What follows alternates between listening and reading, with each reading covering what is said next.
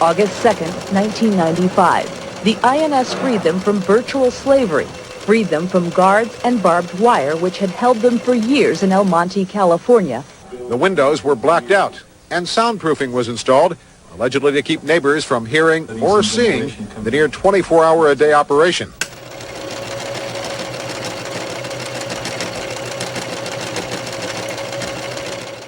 You don't feel proud. You feel like, oh, what happened to me? Why it's happened to me? Why something bad happened to me? But later on I realized bad happen. It can happen to anyone.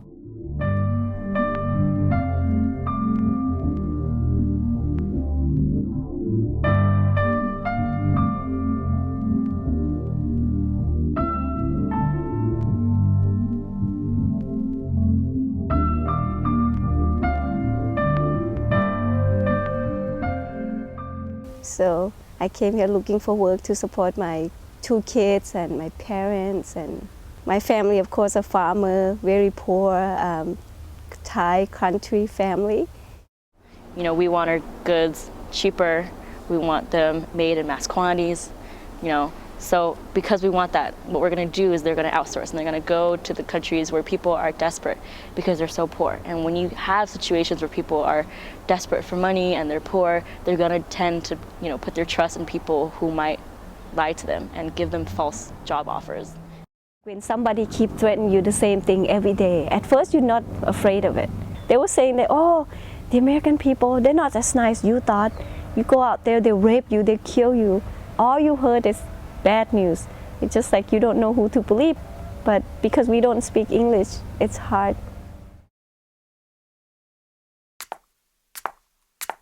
When we arrived in El Monte, they took passport, money, jewelry, and everything, valuable ID and stuff. And then they're starting to set up the rules. And I just, you know, realized, wow, we're not allowed to leave. We're not allowed to go anywhere, and we're being forced to work.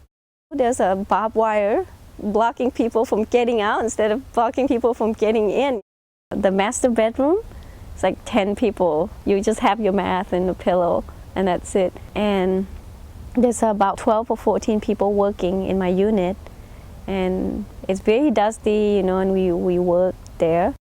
So it was really out of fear that she had to get up to actually work. Otherwise, her families back at home would be harmed and in jeopardy. At 5 o'clock, we'll unload the work, and you know, I would do the stitches like the hem. I get paid 7 cents.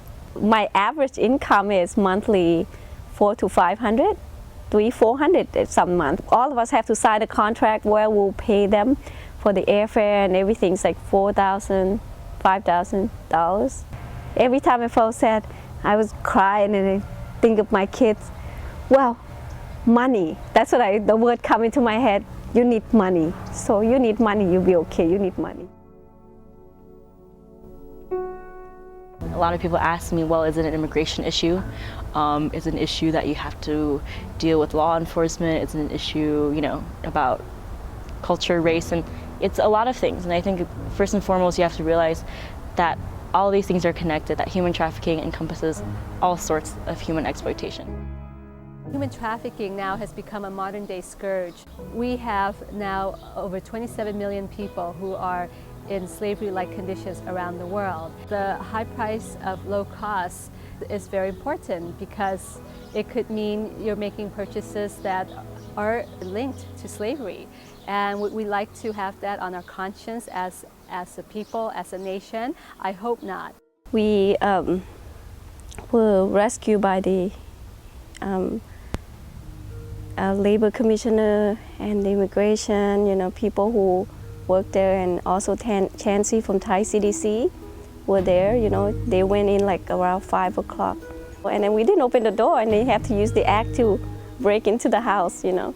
So they broke the garage door to get in, to get us out. They didn't know what to do. They interviewed, and then after that they took us to the holding tank, you know, in downtown LA. So it's just like, okay, jail before, even more jail. Rotchana is an incredible person. From the time that I met her until today, she has shown remarkable resiliency and human spirit that's just unconquerable. She is combative, stubborn, relentless, and unwilling to give up. She makes a great activist and social change agent.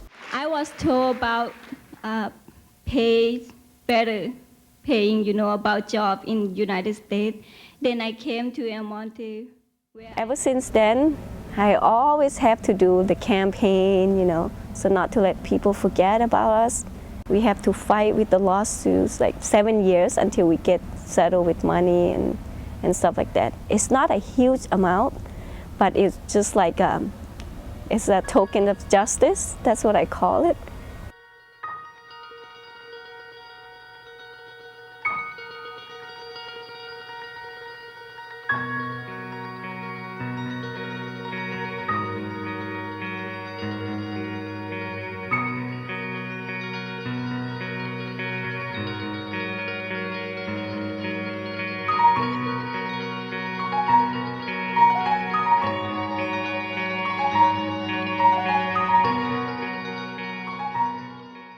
I think activism means something different to everybody, but to me it's just seeing myself as an agent of social change and to use that opportunity to be able to motivate other people and empower other people. Activism is about speaking truth to power.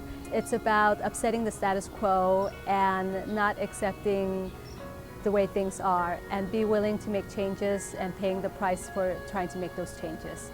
At this point, I look back that my life started turning to a different direction. One of the things that I always proud to say about it is that before that, you can't choose because you live under somebody else's rule. But when you're a free agent, you choose your own life. You should make your own choices. You make bad choice, you suffer for your choice, So that's what I said. I'm too proud that you choose to be strong and, on my own knees and legs and, one step at a time to get to where I'm at.